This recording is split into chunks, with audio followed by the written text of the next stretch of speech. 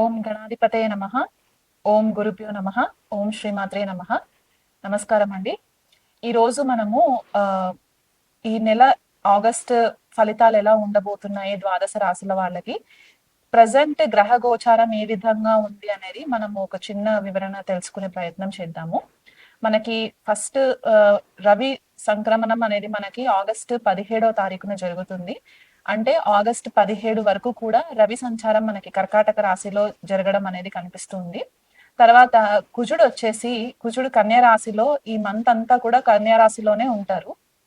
బుధుడు వక్రిగతిలో ఉండి కర్కాటక రాశిలో సంచారం ఈ నెల ఆఖరి వరకు కూడా కర్కాటక రాశిలోనే సంచారం జరుగుతూ ఉంటుంది.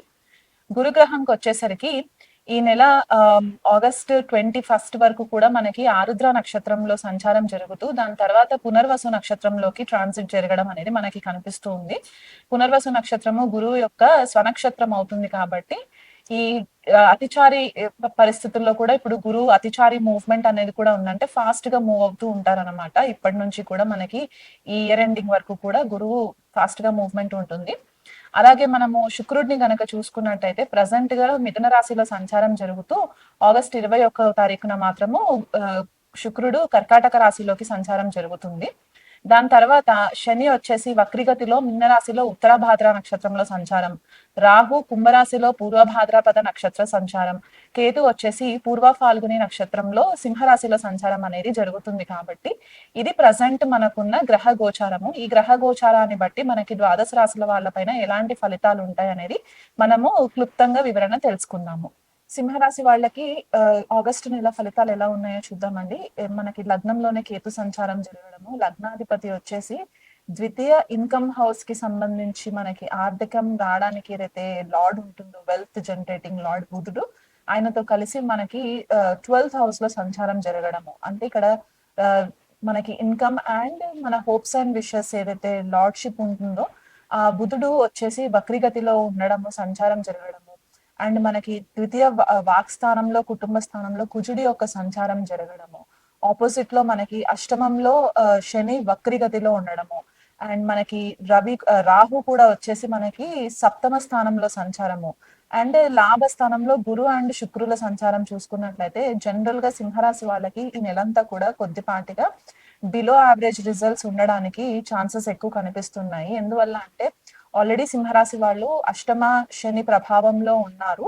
ఆ అష్టమ శని ప్రభావము ఇప్పుడు శని వక్రిగతిలో ఉండేసరికి ఏమవుతుందంటే తన యొక్క తృతీయ దృష్టి దశమ స్థానం పైన పడుతుంది. కాబట్టి ఈ వర్క్ రిలేటెడ్ ప్రెషర్ అనేది కొద్దిపాటిగా ఎక్కువ అయ్యే ఛాన్సెస్ ఉన్నాయి. అంటే మీ కార్యక్షేత్రంలో మీ ఉద్యోగ స్థానంలో ఎక్కడైతే మీకు వర్క్ రిలేటెడ్ మీ మేనేజర్స్ తో కానివ్వండి, లేకపోతే మీ కోవర్కర్స్ తో కానివ్వండి, కొద్దిపాటిగా ఇబ్బందులు రావడానికి ఛాన్సెస్ ఎక్కువ ఉంటాయి. మీరు తక్కువ పని చేసినా నేను ఎంతో ఎక్కువ పని చేస్తున్నా అని ఫీల్ అవ్వడము, లేకపోతే మీకు హెల్త్ సరిగ్గా సపోర్ట్ చేయకపోవడము, ఒక అయోమయమైన పరిస్థితులలో ఉండడం అనేది మనకి క్లియర్ గా కనిపిస్తూ ఉంది.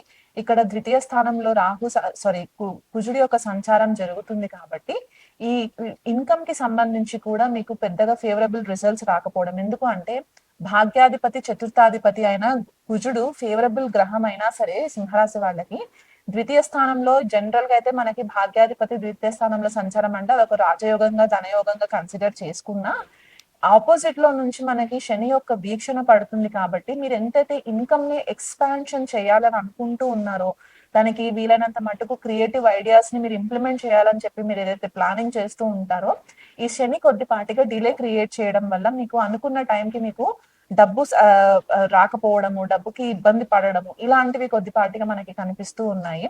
అండ్ ఇక్కడ మనకి ఇంకొక విషయం ఏంటి అంటే సప్తమ స్థానంలో రాహు సంచారం కూడా ఉంది. కాబట్టి జనరల్ గా మీ పబ్లిక్ ఇమేజ్ కి సంబంధించి కూడా కొద్దిపాటిగా డిస్టర్బెన్సెస్ రావడము, అంటే మీ హెల్త్ బాగోలేక మీరు పబ్లిక్ ని కనుక మీరు రెగ్యులర్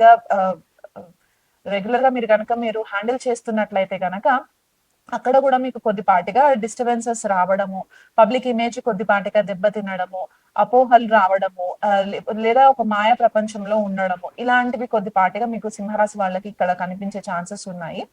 అండ్ మనకి ఆగస్టు 17వ తారీఖు తర్వాత ఎప్పుడైతే రవి సంచారం జరుగుతుందో అక్కడ మనకి కేతుతో కూడా కలిసి సంచారం జరుగుతుంది కాబట్టి మీ ఈగోకి సంబంధించి జనరల్ గా సింహరాశి వాళ్ళు కొద్దిగా హాట్ టెంపర్డ్ నేచర్ ఉంటుంది కాబట్టి వీళ్ళకి ఆ కొద్దిగా అహంకార పూరితమైన డెసిషన్స్ తీసుకుంటూ ఉంటారు అనమాట అప్పుడప్పుడు.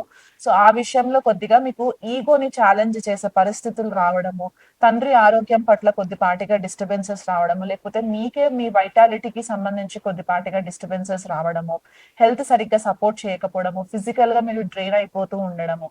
ఒకవేళ తండ్రితోటి విభేదాలు లేకపోతే ఆఫీస్ లో కనుక బిజినెస్ పార్ట్నర్స్ తోటి కొద్దిపాటిగా విభేదాలు రావడము, లేదా మేనేజర్స్ తోటి ఈగో క్లాషెస్ రావడము, ఫ్రెండ్ సర్కిల్లో కూడా మీకు కొద్దిపాటిగా ఈగో క్లాషెస్ రావడము, ఇలాంటివన్నీ కూడా మనకి కనిపిస్తున్నాయి. కాబట్టి ఈ నెలంతా కూడా వీలైనంత మట్టుకు మీరు మౌనం పాటిస్తూ ఉండడము, ఎక్కువ మా డిస్కషన్స్ లోకి వెళ్ళకపోవడము.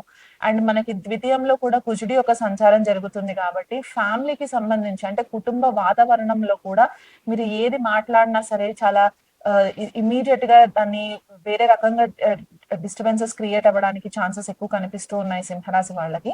సో మీరు అంటే మీకు తోబుట్టువులతోటి కూడా కొద్దిగా ఇబ్బందులు రావడము, లేకపోతే మీ మాటకి పెద్ద విలువ లేకపోవడము, ఇలాంటివి జరుగుతున్నాయి. కాబట్టి ఈ నెలంతా కూడా కొద్దిగా ఈ గ్రహస్థితి మారేంత వరకు కొద్దిగా ఏదైనా ఇంపార్టెంట్ డెసిషన్స్ కుటుంబానికి సంబంధించి ఆర్థికంగా మీరు మెరుగు పడడానికి ఏమైనా డెసిషన్స్ తీసుకున్నట్లయితే అవి కొద్దిగా మీరు డిలే చేసుకునే ప్రయత్నం చేసుకోండి.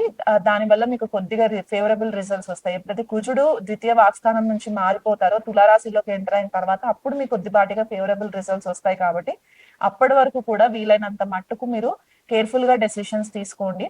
మీకు లాభస్థానంలో శుక్రుడు అండ్ గురువు సంచారం జరుగుతున్నా కూడా కొద్దిపాటిగా ఈ పాపగ్రహాల వీక్షణలు, పాపగ్రహాల దృష్టిలు కొద్దిగా మనకి ఫేవరబుల్ గా లేదు. కాబట్టి ఆర్థికంగా ఏమైనా ప్రాఫిట్స్ రావాలన్నా కూడా కొద్దిపాటిగా డిస్టర్బెన్సెస్ క్రియేట్ అవుతున్నాయి. కాబట్టి వీలైనంత మట్టుకు ఆ విషయంలో కూడా కేర్ఫుల్ గా ఉండండి. ఎవరైనా ఫర్దర్ గా రిలేషన్షిప్స్ లోకి అంటే ఎవరైనా ప్రేమ వ్యవహారాలలో ఉంటే కనుక ఆ విషయంలో కూడా కొద్దిగా కేర్ఫుల్ గా ఉండండి. ఎందువల్ల అంటే రాహు సంచారం మనకి సప్తమ స్థానంలో జరగడము, శుక్ర సంచారం మనకి లాభస్థానంలో సంచారం జరిగినప్పుడు ఏమవుతుందంటే మీరు తొందరగా ఆపోజిట్ జెండర్స్ కి అట్రాక్ట్ అయ్యే ఛాన్సెస్ ఉంటాయి. కాబట్టి ఒక మాయలో పెట్టే పరిస్థితి ఉంటుంది. కాబట్టి దానికి వల్ల మీకు కొద్దిగా పేరు ప్రతిష్టలకి భంగం రావడం అనేది కనిపిస్తుంది. కాబట్టి కొంచెం కేర్ఫుల్ గా ఉండి డెసిషన్స్ తీసుకోండి.